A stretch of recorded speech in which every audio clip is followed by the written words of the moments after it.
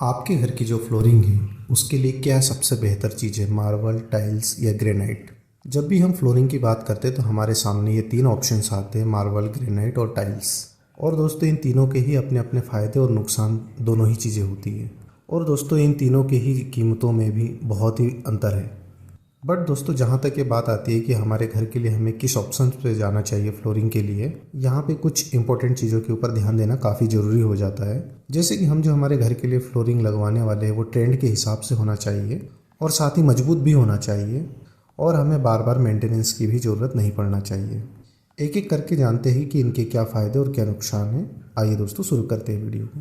दोस्तों यदि ये वीडियो आप पूरा देख लेते हैं तो यहाँ पे कंसिडर हो जाएगा डेफिनेटली कि आप किस फ्लोरिंग के लिए आप जाने वाले अपने घर के लिए, और इससे आपके काफ़ी ज़्यादा पैसे बचेंगे और आप सही डिसीजन ले सकते हैं। दोस्तों फ्लोरिंग में जो सबसे पहला ऑप्शन आता है वो है हमारा ग्रेनाइट। ग्रेनाइट के लिए क्या ही कहना दोस्तों, ग्रेनाइट जो है ये फ्लोरिंग के लिए सबसे बेस्ट और साथ ही साथ सबसे मजबूत और सबसे ज़्यादा यूज़ होने वाला फ्लोरिंग के लिए मटेरियल जो है वो ग्रेनाइट होता है। ग्रेनाइट एक इग्निस रॉक है जिसके कारण ये बहुत ही मजबूत मटेरियल माना जाता है। ग्रेनाइट बहुत ही हार्ड मटेरियल का बनता है। साथ ही ग्रेनाइट के ऊपर जो स्क्रैचेस है वो भी आपको जल्दी विजिबल नहीं होते दोस्तों।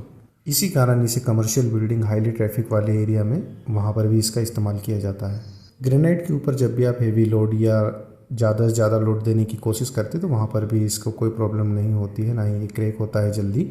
इसकी ड्यूरेबिलिटी बहुत अच्छी होती है। साथ ही वेदर का भी इसके ऊपर कम से कम प्रभाव पड़ता है बहुत ही लंबे ड्यूरेशन के अंतराल में।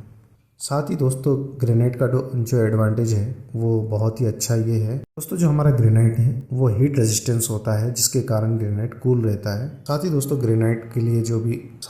ग्रेनाइट को क्लीन करना बहुत ही आसान होता है, लो मेंटेनेंस होता है ये। साथ ही दोस्तों ग्रेनाइट का वाटर एब्जॉर्प्शन काफ़ी कम होता है। साथ ही दोस्तों मार्केट में ग्रेनाइट के बहुत सारे शेप, कलर, ये सारी चीज़ें अवेलेबल हो जाती है मार्केट में। बहुत सारी डिज़ाइन जो है आपको मार्केट में मिल जाती है जो कि आप अपने पसंद के आधार पे लगवा सकते हैं। दोस्तों ग्रेनाइट का डिसएडवांटेज भी है, वो है हमारी सबसे पहली चीज़ कॉस्ट। कॉस्ट जो है दोस्तों इसकी इन तीनों मटेरियल में सबसे ज़्यादा जो हाईली कॉस्टली जो चीज़ है वो ग्रेनाइट है। एक अच्छे ग्रेनाइट का जो रेट है दोस्तों वो 150 रुपीज़ से लेकर स्टार्ट होता है, जो कि ये 250 रुपये पर स्क्वायर फीट तक जा सकता है। कई बार दोस्तों मार्केट में होता क्या है, कई ग्रेनाइटों के ऊपर कलर कोडिंग कर दी जाती है जो कि आगे जाके डल हो जाती है। ये भी एक इसका डिसएडवांटेज है, इसे पकड़ना बहुत ही मुश्किल होता है।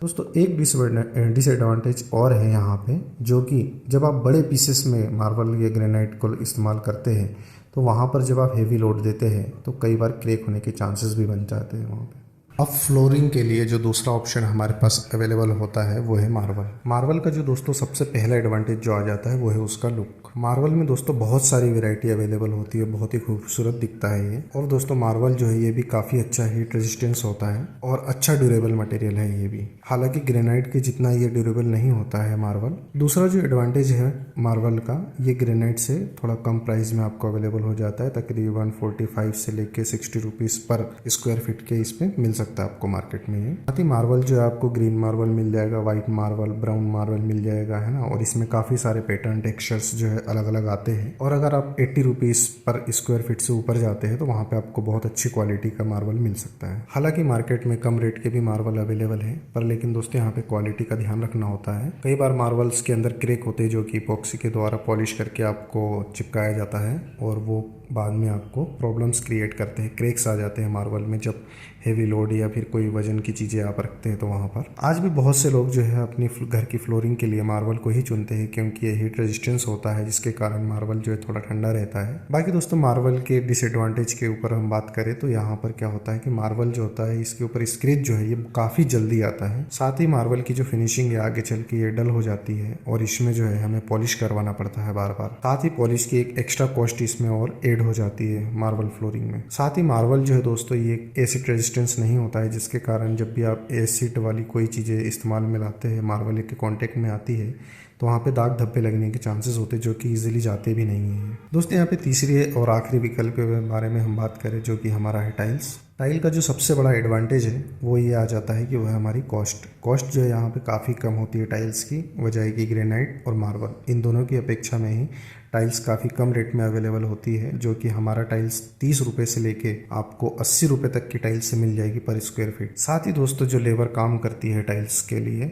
उनका कॉस्ट जो है वो भी कम आता है, लेबर चार्ज टाइल्स की फिटिंग में। टाइल फिटिंग का चार्ज जो है दोस्तों ये आपको 12 से लेके 14-16 रुपये पर स्क्वायर फीट तक के चार्जेस मिल जाएंगे लेबर के। टाइल्स में दोस्तों बहुत सारे डिज़ाइन पैटर्न्स, वेट्रीफाइड टाइल है, हर तरीके की चीज़ें मिल जाएगी, हर तरीके के टेक्सचर डिज़ाइंस मिल जाएंगे अलग अलग वेरिएशंस में। टाइल्स के भी कई प्रकार होते हैं, जैसे कि सेरामिक टाइल हो गया, वेट्रीफाइड टाइल हो गई। बट दोस्तों यहाँ पे जो डिसएडवांटेज है टाइल का वो है कि जो ग्रेनाइट और जो मार्बल की ड्यूरेबिलिटी होती है उतनी ड्यूरेबिलिटी टाइल्स की नहीं होती यहाँ पे। साथ ही इसके ऊपर आप हेवी लोड या फिर कोई पॉइंट लोड जो है हेवी अगर देते हैं तो वहाँ पे ब्रेक होने के चांसेस है, क्रैक आ जाता है टाइल्स के अंदर। टाइल्स की जो लाइफ है दोस्तों ये 15 से लेकर 20 साल तक हम लोग कंसिडर कर सकते हैं यहाँ पे। साथ ही दोस्तों टाइल के केस में ये भी होता है, यदि कोई मान लीजिए आपकी एक टाइल्स टूट गई है या क्रैक हो गई और उसे आप चेंज करवाने जाए 2-3 साल बाद में, तो आपको वो मार्केट में टाइल्स नहीं मिलेगी, क्योंकि तब तक नए डिज़ाइन नए पैटर्न इतने सारे आ चुके होंगे कि वो पुराना लोड जो है वो हट चुका होगा मार्केट से।